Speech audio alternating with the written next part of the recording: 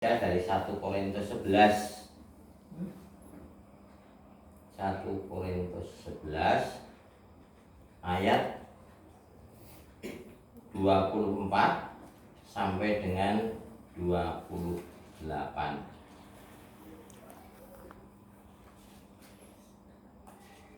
Korintus 1 Korintus 11 ayat 24 sampai dengan yang ke-28.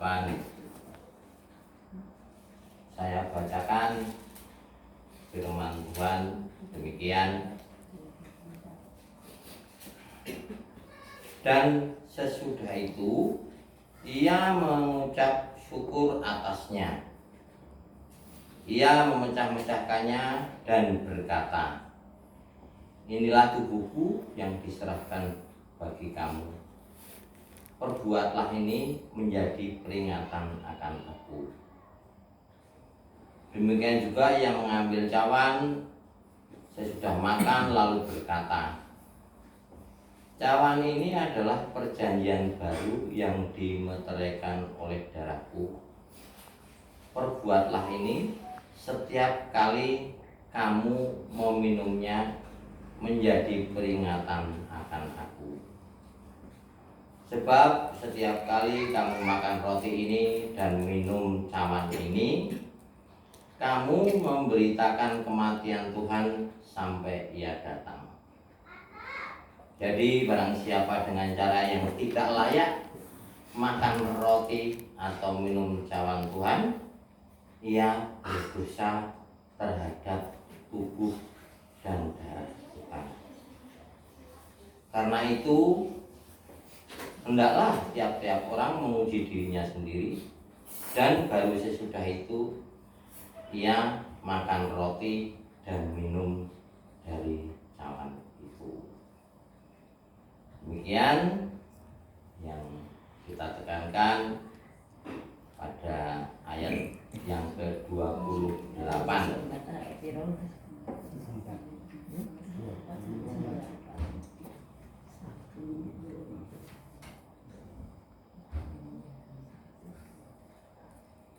Ayat yang ke-28.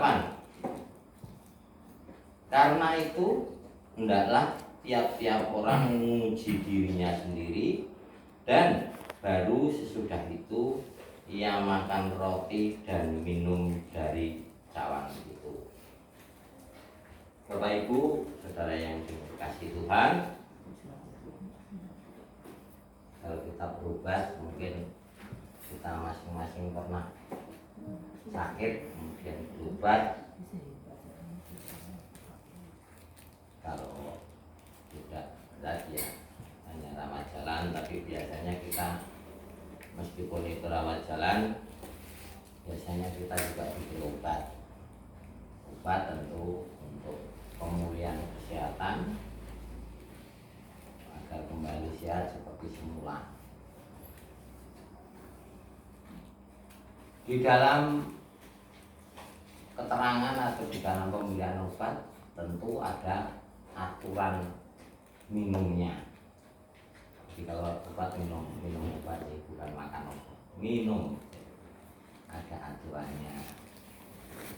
Entah itu 3 kali 1, maksudnya 3 kali minum 1 tablet, atau 2 kali 1, jadi 2 kali minum 1 tablet.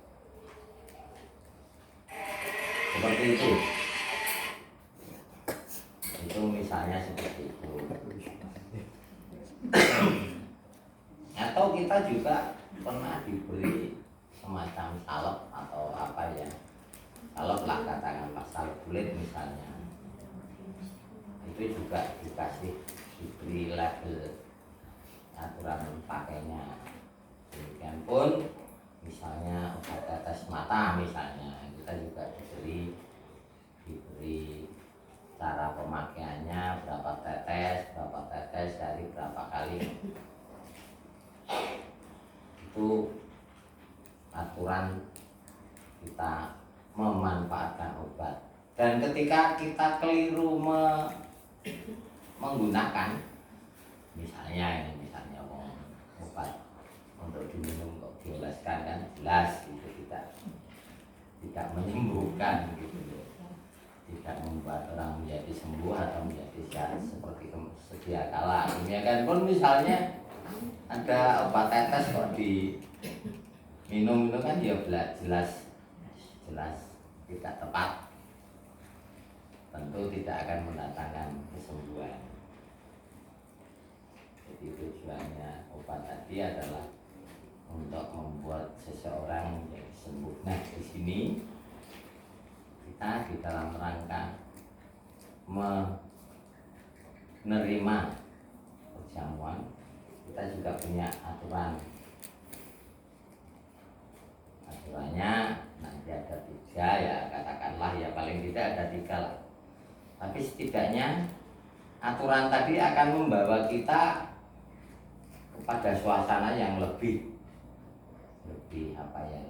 segar, lebih ada hubungan dengan Tuhan, karena di dalam perjamuan kudus kita diingatkan setiap kali kita makan, minum, kita memberitakan kematian Tuhan Yesus dan seterusnya. Jadi di situ nanti kalau kita ikut perjamuan kudus kok tidak membawa pengaruh,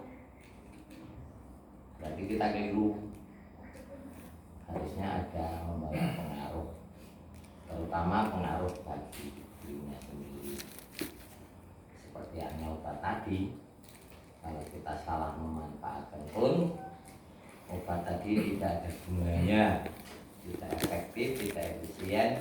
Kalau zaman dulu ada obat yang dibor-bor kayak itu, ya, sulfatilamid misalnya seperti itu. Nah, itu kok diminum kan ya enggak. Nah, di sini yang ditekankan bahwa orang minum obat itu dalam rangka usaha untuk kesehatan, untuk penyembuhan. Diharapkan dari masing-masing kita setelah kita mengikuti perjamuan juga ya ada kesegaran, ada mengingat Tuhan, ada memberitakan kematian Tuhan dan seterusnya. Kalau itu tidak berdampak sama sekali ya percuma. Mungkin di dalam memberitakan pun tidak harus pakai keluar ya enggak, tapi dari tingkatan kita juga sudah ada perubahan. Tapi setidaknya kita mengingat itu pengorbanan Tuhan bagi kita, maka beritakan. Bapak Ibu, ada tiga hal yang setidaknya dapat kita renungkan, dapat kita bersama-sama merenung diri di dalam persiapan perjamuan kudus. Nah, ini yang saya katakan tadi ada aturannya itu. Pada ayat yang ke-28 tadi, hendaklah masing-masing orang menguji dirinya. Itu dalam rangka untuk menjadi lebih layak. Ibaratnya obat tadi kalau diminum ya diminum, itu kan layak. Kalau obat minum kok dioleskan kan tidak layak, tidak tepat. Yang pertama,